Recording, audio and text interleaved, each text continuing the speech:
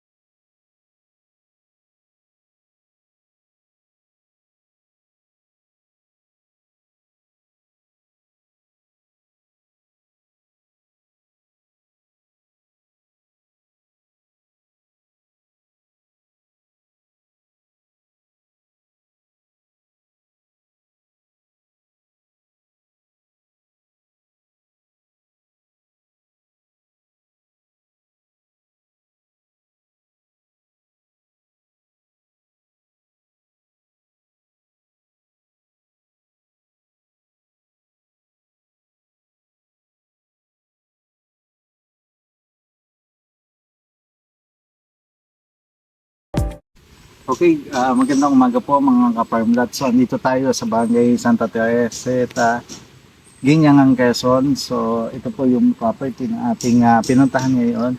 So, ang pagitan daw po ay ito, papunta doon sa niyog. Yun, sa niyog na maliit. Yun po, yung niyog na maliit na yun. So, dito po sa part nito, makikita naman natin na flat siya. So, dito tayo sa kabila.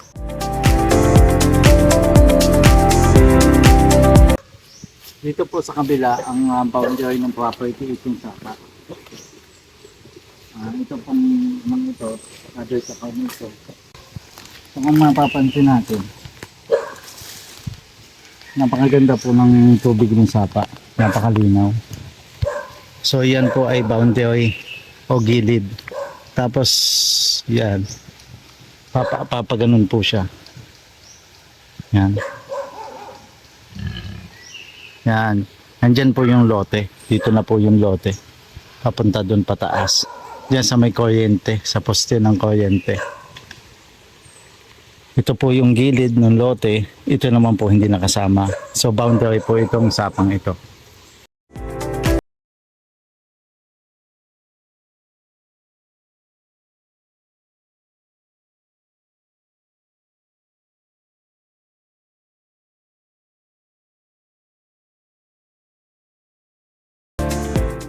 Lopez at saka Ginyangan. Okay. So ito, dito tayo.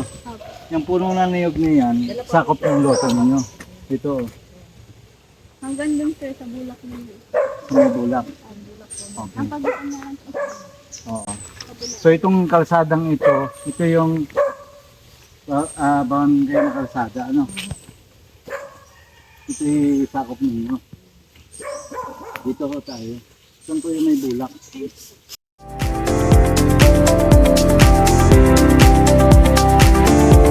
So itong part na ito, kasama pa daw ni nanay hanggang doon sa puno ng niyog na nabababa. So more or less, siguro, I think, simula sa poste na yun, poste ng kuryente, to poste ng kuryente, 50 meters po ang lot frontage.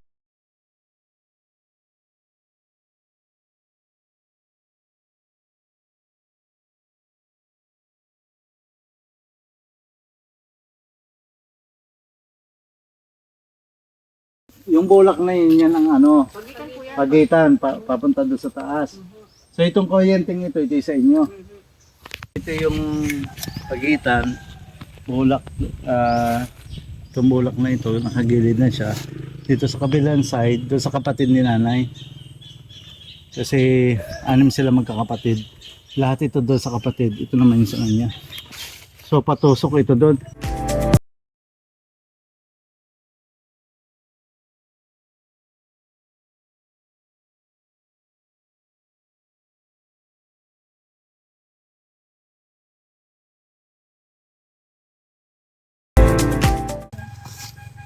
Ito po yung ginagawang chocolate.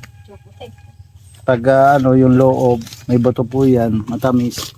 Tapos pinapatuyo, ginigiling, ginagawang chocolate. Masarap po ito. Ito po ay santol. Ito po ay yung loob po nito ay sinisip-sip yung bato. Tapos yung iba ay kinakayod yung loob.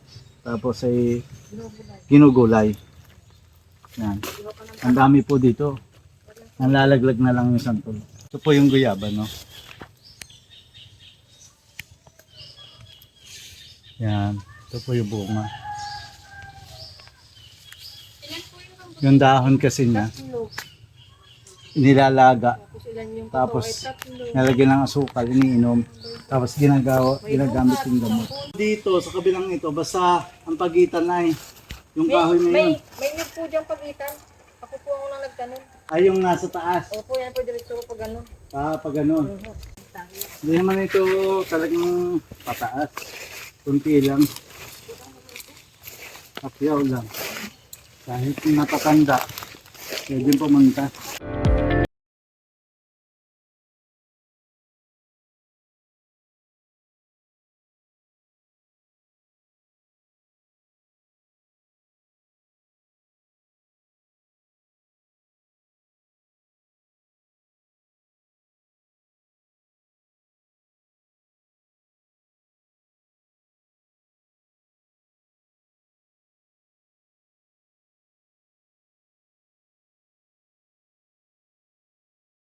Okay, so ito na po yung halos ay kalawakan ng property.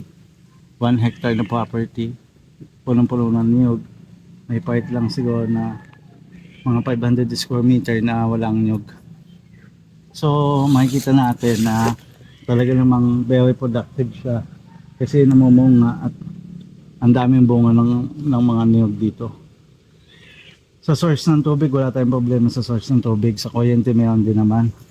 Wala nang hahanapin pa. Kalapit siya ng kalsada. Napaka-fresh ng hangin dito right now. Alas 4 na ng hapon, pero makulimlim, ganda. Kasi ang panahon dito, hindi masyadong mainit. Napakaganda sa nagsisimulang mag-invest ng farm. So pwede kayong maglalagay dito ng bakahan, kambing. Kasi pantay naman po yan. Mayroon lang pa slanting dito na small type na pataas papunta doon.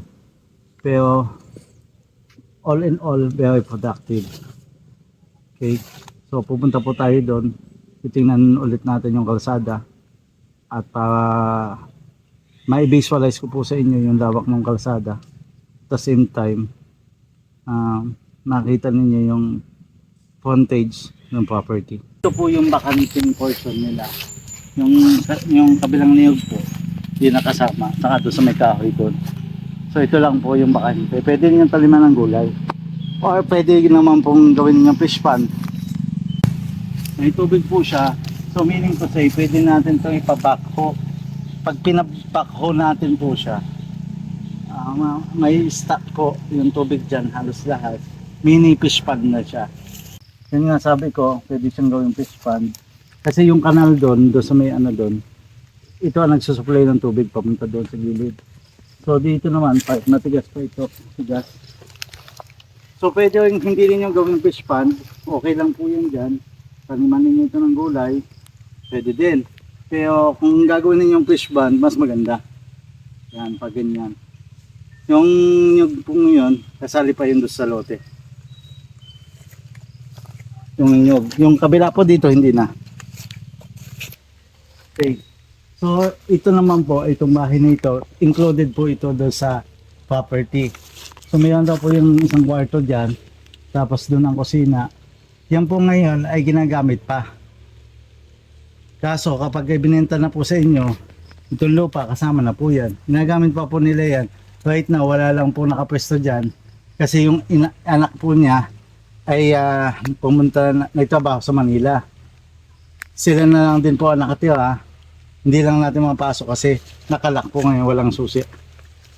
Included po ang mga property. Ibig sabihin, may kasama pong bahay itong lote. To sum up, andito po tayo sa Barangay Santa Teresita, Piñangan, Quezon. Ang property po ay 1 hectares. So ang frontage po niya simula dito po sa kuryente, papunta po do sa kuryente do sa kabila. So ito po ay may portion ng kalsada po natin dyan, may bahay po, included po yan. Madami pong mga prutas, katulad po nito, may kakao, santol, at may pangguyabano. So napakaganda pong property nito dahil unang-una, mayroon na po siyang kalsada.